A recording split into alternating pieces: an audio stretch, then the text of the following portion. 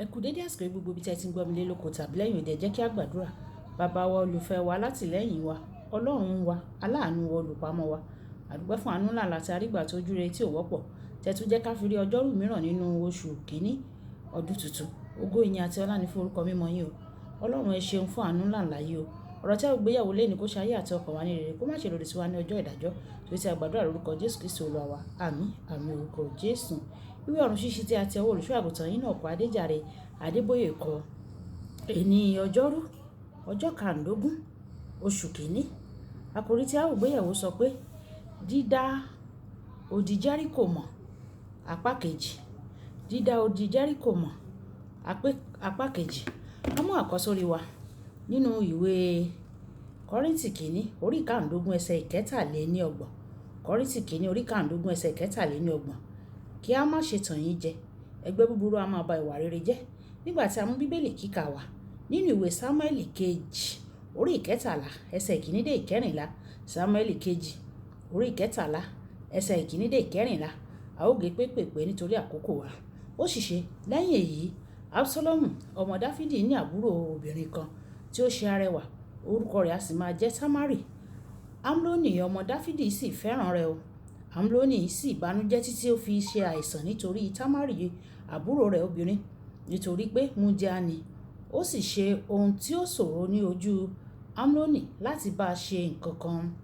Ṣùgbọ́n Amnoni ní ọ̀rẹ́ kan, orúkọ rẹ̀ a sì máa jẹ́ Jonadabu ọmọ Ṣimea, ẹ̀gbọ́n Dáfídì. Jonadabu sì jẹ́ alárékérekè ènìyàn gidigidi o. Ó sì wí fún un pé, èéṣe tí ìwọ ọmọ ọba tí o fi ń rù lójoojúmọ́ báyìí? O kì yóò ha sọ fún mi bí? Amnoni sì wí fún un pé, èmi fẹ́ Támárì o, àbúrò Absalomu arákùnrin mi. Jonadabu sì wí fún un pé, dùbúlẹ̀ ní ibùsùn rẹ, kí ìwọ kí o sì ṣe bí ẹni tí ara rẹ̀ kò dá. Bàbá rẹ yóò wá wò ọ́, ìwọ yóò sì wí fún un pé, jọ̀wọ́ jẹ́ kí Támárì àbúrò mi kí ó wá, kí ó sì fún mi ní oúnjẹ, kí ó sì ṣe oúnjẹ níwájú mi, kí èmi kí ó rí, èmi yóò sì jẹ ní ọwọ́ rẹ̀. Amnoni sì dùbúlẹ̀, ó sì ṣe bí ẹni pé òun ṣàìsàn. Ọba sì wá ìwò. Amnoni sì wí fún ọba pé, jọ̀wọ́ jẹ́ kí Támárì àbúrò mi kí ó wá, kí ó sì jẹ àkàrà méjì ní ojú mi, èmi yóò sì jẹ ní ọwọ́ rẹ̀. Wàyí, màá wá tẹ̀síwájú láti ẹsẹ̀ ìkẹwàá torí àkókò. Amnoni sì wí fún Támárì pé, mú oúnjẹ náà wá sí yàrá, èmi yóò sì jẹ ní ọwọ́ rẹ̀. Támárì sì mú àkàrà tí ó ṣe, ó sì mú tọ Amnoni ẹ̀gbọ́n rẹ̀ ní ìyẹ̀wù. Nígbà tí ó sì súnmọ́ láti fi oúnjẹ fún un, òun sì dìímú, ó sì wí fún un pé, wá dùbúlẹ̀ tì mí àbúrò mi. Òun sì dáhùn wípé, bẹ́ẹ̀ kọ́ o, ẹ̀gbọ́n mi, má ṣe tẹ́ mi o, nítorí pé kò tọ́ kí o ṣe irú nǹkan bẹ́ẹ̀ ní Ísírẹ́lì o. Ìwọ má ṣe hùwà wèrè yìí o. Àti èmi, níbo ni èmi yóò gbé fi ìtìjú mi wọ̀? Ìwọ yóò sì dàbí ọ̀kan nínú àwọn aṣiwèrè ní Ísírẹ́lì. Ǹjẹ́ nítorí náà, èmi bẹ̀ ọ́, sọ fún ọba, nítorí pé òun kì yóò kọ̀ láti fi mí fún ọ. Ṣùgbọ́n ó kọ̀ láti gbọ́ ohùn rẹ̀, ó sì fi agbára mú un, ó sì ṣẹ́gun rẹ̀, ó sì bá dàpọ̀. Ẹ jẹ́ ká tẹ́tí bẹ̀rẹ̀ jẹ́ láti gbọ́ ohun tí olùṣọ́ àgùntàn yín náà kọ Adéjàre Adébóyè ní fún wa ní èní. Lónìí màá tẹ̀síwájú ìjíròrò mi tí mo bẹ̀rẹ̀ lánàá lórí àwọn nǹkan tó lè dènà ìlọsíwájú ènìyàn. Nígbà mìíràn, odi tó dènà ìlọsíwájú lè jẹ́ ẹni tí ó ní ìbáṣepọ̀ pẹ̀lú rẹ̀. Ọ̀pọ̀ ènìyàn kò mọ̀ ọ́n, ṣùgbọ́n ní ìgbà mìíràn, kódà àwọn ènìyàn kò fẹ́ràn láti jẹ́ ìdènà fún ìlọsíwájú rẹ̀. Kódà àwọn ènìyàn tó fẹ́ràn láti jẹ́ ìdènà ìlọsíwájú rẹ̀. Nínú ìwé Genesis orí ìkarùndógún ẹsẹ̀ ìkíní dé ìkarùn-ún, Ábúráhámù mú Lọ́ọ̀tì dání nígbà tí Ọlọ́run pè é kí ó fi ìdílé rẹ̀ sílẹ̀ láti lọ sí ibi tí òun yóò fi hàn fún ẹ̀wẹ̀. Àfi ìgbà tí Lọ́ọ̀tì yẹra kúrò lọ́dọ̀ rẹ̀ o. Nínú ìwé Genesis orí ìkẹtàlá ẹsẹ̀ ìkarùndógún títí di ẹsẹ̀ ìkẹtàdínlógún ni Ọlọ́run tó sọ̀rọ̀ tó sì fi ilẹ̀ tó ṣe ìlérí fún wọn. Àṣẹ nípa ti ẹ̀mí tí ènìyàn bá tẹríba fún, òun náà lè dènà ìtẹ̀síwájú ènìyàn náà.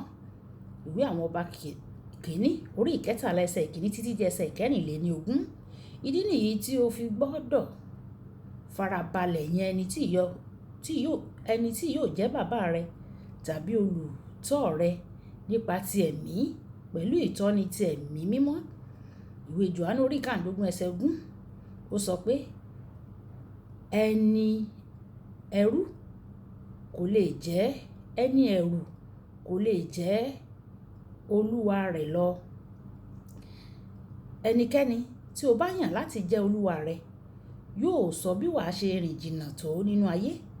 Pẹ̀lú àdúrà, yan ẹni tí ó dàgbà déédéé kí gbèdéke má bàa dé bá ìlọsíwájú rẹ o. Irúfẹ́ ẹlòmíràn tó lè jẹ́ odi Jẹ́ríkò tí ó lè dènà ìtẹ̀síwájú rẹ ní ọ̀rẹ́ rẹ. Débi tó làmì, àwọn tí à ń pè ní ọ̀rẹ́ rẹ yóò sọ bí wàá ṣe lọ tó nínú ayé. Ìdí nìyí tí Sólómọ́nì tó fi kìlọ̀ fún ọmọ rẹ̀ nínú ìwé òwe orí ìkíní ẹsẹ̀ ìkẹwàá dé ìkàndógún pé kí ó má ṣe kẹ́gbẹ́ pẹ̀lú irúfẹ́ àwọn ọ̀rẹ́ kan o. Nígbà tí mo di àtúnbí, ọ̀kan nínú àwọn ohun tí mo ṣe ni pé mo pààrọ̀ àwọn ọ̀rẹ́ mi. Ó dùn mí o, ṣùgbọ́n tí mo bá sì ń kẹ́gbẹ́ pẹ̀lú wọn, mi ò lè lọ jìnnà nínú ayé. Amnoni ìbágbé ayé gidi àti ayé pípé bí ọmọ Dáfídì, ṣùgbọ́n ó parí lọ́nà tí ó burú nítorí tí ó ní ọ̀rẹ́ búburú. Ìwé Sámúẹ́lì kejì orí ìkẹtàlá ẹsẹ̀ ìkẹta.